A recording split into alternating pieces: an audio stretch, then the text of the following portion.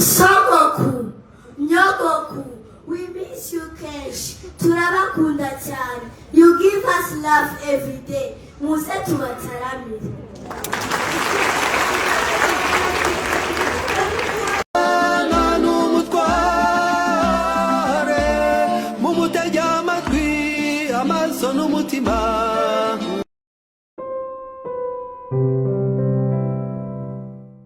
Ese wari uzi ko n'abayobozi bakomeye cyane ku rwego rw'igihugu nka Perezida wa Repubulika iyo bigeze ku muryango wabo by'umwihariko ku buzukuru babo bashyira inshingano zose z'akazi ku ruhande bakaba basogokuru na banyogokuru basanzwe buzuye urugwiro n'urukundo rwa kibyeyi. Uyu munsi twabateguriye inkuru nziza cyane, inkuru isusurutsa imitima kandi yerekana agaciro k'umuco wacu w'u Rwanda kuva mu bana bato cyane bari mu mashuri y'incuke. Ni inkuru idusigiye isomo rikomeye ryo gukunda umuryango. Niba wifuza kumenya byinshi kuri ibirori byabereye mu kigo cya Green Hills Academy, kandi subscribe ukande na like maze twinjirane muri inkuru yacu. Reka twinjire mu mizi y'iyi nkuru nk'uko tubikesha urubuga X, ni ku biro by'umukuru w'igihugu kuri konti yawe ya Village Urugwiro, aho batangaje ubutumwa bukora ku mutima wundi muntu wese uhagacira umuryango. Muri iyo nyandiko yabo basohoye mu masaha make ashize bavuzemo bati uyu munsi mu kigo cya Green Hills Academy Perezida Kagame na First Lady cyangwa se Madamu we Jeannette Kagame bifatanyije n'abandi kwizihiza umunsi witwa Grandparents Day. Muri ibirori bishimije cyane n'imbyino gakondo z'u Rwanda zagaragajwe n'abana biga mu mwaka wa gatatu w'amashuri y'incuke.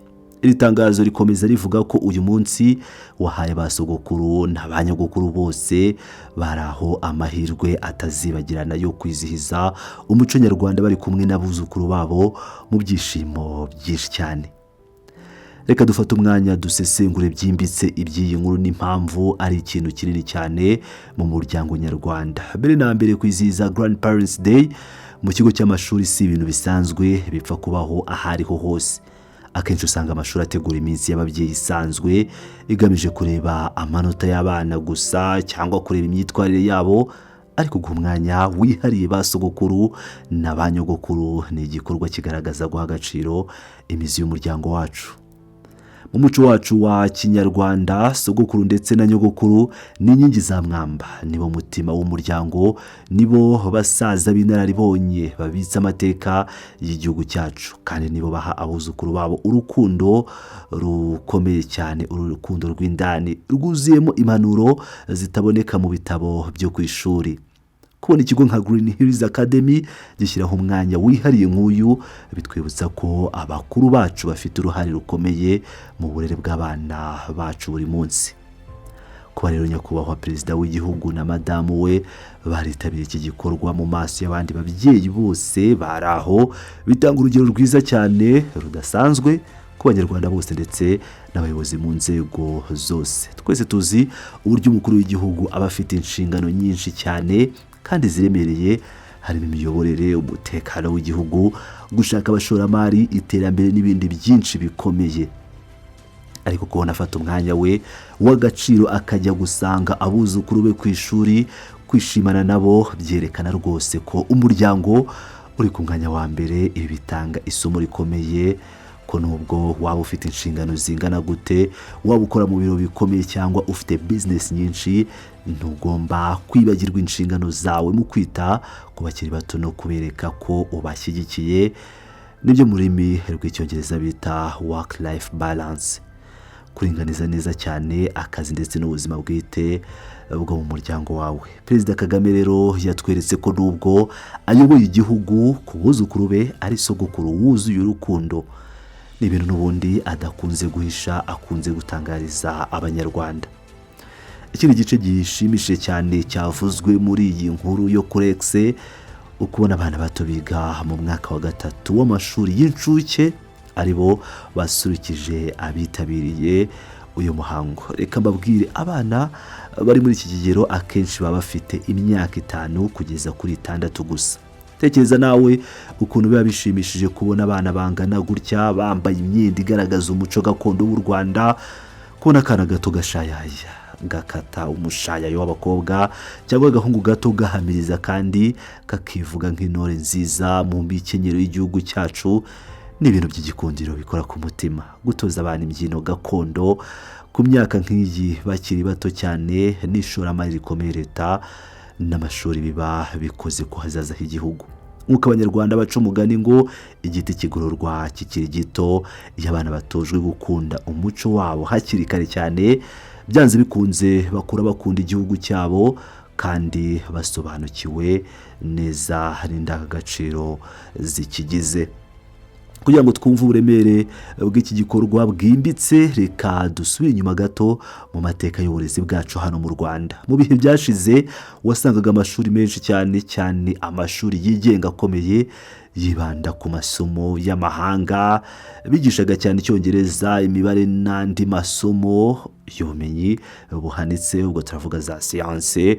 Umuco nyarwanda ugasigara inyuma cyangwa ntuhabwe agaciro gakomeye kuko wasaga naho ufatwa nk'ibintu bidafite akamaro mu iterambere.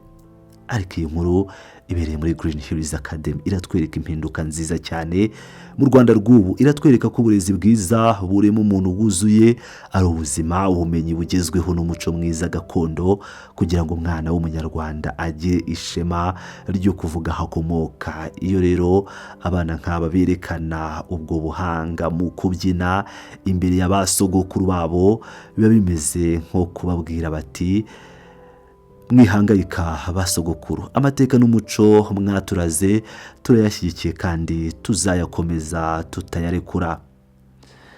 Ibi ni ihererekanyabubasha ritangaje cyane rinyujijwe mu mbyino. Reka noneho tugaruke ku magambo meza yakoreshejwe n'Urugwiro agira ati amahirwe atazibagirana yo kwizihiza umuco nyarwanda bari kumwe n'abuzukuru babo. Iri jambo amahirwe atazibagirana risobanuye byinshi cyane mu buzima bwa muntu. Nta kintu kinezeza umusaza cyangwa umukecuru w'umunyarwanda nko kubona umwuzukuru we ari mu mbyino, yiga neza kandi akura neza. Ababuzukuru nibo bahindura ubuzima bwa basogokuru, bagakora bafite icyizere n'urumuri. Muri iki gihe tugezemo aho ikoranabuhanga nka za telefone ndetse na za interineti byafashe umwanya munini cyane mu buzima bw'abantu, usanga abana benshi basigaye bamarana igihe kinini cyangwa umwanya munini bareba za video kuri interinete kurusha uko baganira n'imiryango yabo ndetse n'abakuru ngo bababaze amateka, baca imigani cyangwa bavuge ibisakuzo. Ibi birori rero ni ikimenyetso cyiza n'inzogera ikangura buri wese muri twe, biri kudusaba guha agaciro imibanire nyakuri y'abantu, ihuza abantu mu byishimo bisangiwe kugira ngo urukundo rw'umuryango rudakunja cyangwa ngo ruzime. Kwizihiza umuco ntibigomba gukorerwa kuri interinete gusa, bigomba gukorerwa mu muryango imbere. Inshuti bakunzi bavandimwe ba Pilot News TV, mugeze hano mwumva iyi nkuru idasanzwe yerekana ubwiza bw'umuco wacu.